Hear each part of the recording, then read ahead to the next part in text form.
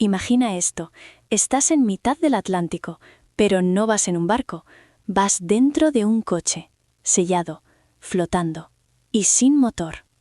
¿Te subirías? Hoy vamos a contar la historia de 4 italianos que dijeron sí a esa locura. No cruzaron el océano en velero, ni en un barco experimental. Lo hicieron en un Volkswagen Passat y un Ford Taunus convertidos en cápsulas flotantes. Este episodio va de eso, pero también va de otra cosa, de una promesa familiar, de un padre enfermo, de un silencio enorme y de 119 días a la deriva en el Atlántico. Si te gustan las historias donde no sabes si lo que escuchas es épica o imprudencia total, quédate, porque lo de los Amoretti es exactamente eso. Vale, empecemos por el origen. Todo esto no nace en 1999, sino en 1978. Ahí aparece el nombre clave, Giorgio Amoretti. Giorgio tuvo una idea tan sencilla como descabellada: cruzar el Atlántico en un coche. Cogió un Volkswagen Escarabajo, lo preparó, lo bautizó Automare y se lanzó al mar. Pero la historia se le cortó en seco. Las autoridades lo obligaron a regresar. El sueño quedó a medias. Y ya sabes cómo funciona eso. Las hazañas inconclusas pesan. Se quedan ahí, como una promesa colgando. Pasa el tiempo, pasan más de 20 años. Llegamos a finales de los 90. La navegación ya está dominada por GPS, fibra de carbono, satélites, y mientras el mundo mira hacia adelante, Giorgio está gravemente enfermo, pero su idea sigue viva en casa. Y aquí entra la siguiente generación. Sus hijos, Marco, Fabio y Mauro, y un amigo de la familia, Marcolino de Candia. Ellos deciden retomar el sueño del padre, como si dijeran, esto o lo hacemos ahora o no se hace nunca. Pregunta para quien nos escucha. ¿Tú serías capaz de intentar cumplir el sueño imposible de tu padre sabiendo que se está apagando? Piénsalo mientras seguimos. Vamos a la parte técnica, que también tiene su miga. No era solo tirar un coche al agua y a ver qué pasa. Hubo algo de ingeniería, mínima, pero ingeniería al fin y al cabo. Los coches, un Volkswagen Passat y un Ford Taunus, se sellaron herméticamente. Lo rellenaron con espuma de poliuretano para asegurar que flotaran, incluso si entraba agua. Por dentro, adaptaron espacios para comida, agua y equipo. No había motor para navegar, no había timón real, solo radio, un teléfono satelital y las corrientes atlánticas. Los unieron con cabos, como un catamarán súper rudimentario, básico, pero funcional. El plan, en papel, parecía casi simple. Flotabilidad más corrientes ecuatoriales desde Canarias hasta el Caribe, igual a llegada a América. En teoría, el océano era una especie de cinta transportadora. Pero todos sabemos que el mar no firma contratos, no te garantiza nada. El 4 de mayo de 1999 parten desde La Palma, en Canarias. 4 hombres, 2 coches flotantes y un objetivo: llegar al otro lado. No querían dominar el océano, querían sobrevivirle, aguantar. Hasta aquí, la historia suena a aventura extrema, pero se va a volver mucho más íntima, porque a las pocas semanas de travesía, en tierra, ocurre algo que cambia todo. Giorgio Amoretti muere. Y aquí entra una de las decisiones más duras de toda la historia. La familia decide no contárselo a los expedicionarios, al menos no mientras estén en medio del Atlántico. Imagínate la situación.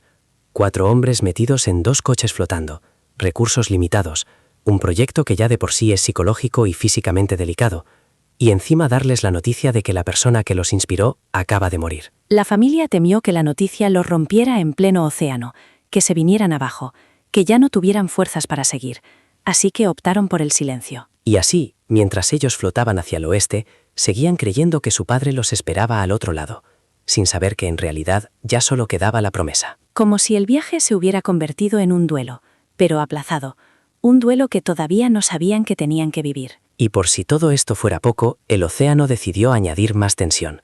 El teléfono satelital, su cordón umbilical con el mundo, dejó de funcionar durante un largo periodo. Incomunicados. Nada de, oye, ¿cómo vais? Mandad posición. Cuidado con la tormenta que se acerca. Nada. Durante semanas fueron, literalmente, un punto perdido en un mapa enorme. En navegación oceánica, eso no es solo soledad, es vulnerabilidad. Cualquier avería, cualquier herida, una infección, una tormenta fuerte, todo se convierte en un riesgo enorme. Y piensa en el día a día ahí arriba. Horizonte circular 360 grados, agua por todas partes, humedad constante, calor pegajoso de día, frío que se mete en los huesos por la noche. Racionamiento estricto de agua y comida. tormentas golpeando una estructura que al final no deja de ser la carrocería de un coche, no un barco hecho para eso. ¿Te imaginas la cabeza cómo te queda después de semanas así? Sin saber si alguien sabe dónde estás, sin saber si el teléfono va a volver a funcionar, si el plan de las corrientes realmente te va a llevar a algún sitio. Y como era de esperar, la presión física y mental terminó pasando factura. El grupo empezó a quebrarse. Fabio y Mauro, dos de los hermanos, no aguantan más y deciden abandonar. En mitad del océano son rescatados. Ellos vuelven a tierra.